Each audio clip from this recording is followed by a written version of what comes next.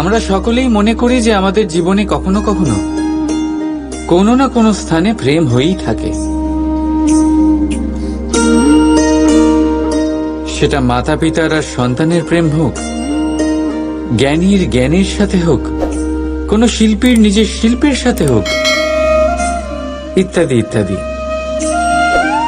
কিন্তু বাস্তবে এটা কি সত্যি প্রেম? মোহও তো হতে পারে। এবার আপনারা জিজ্ঞেস করবেন, প্রেম আর মোহর মধ্যে পার্থক্য কি?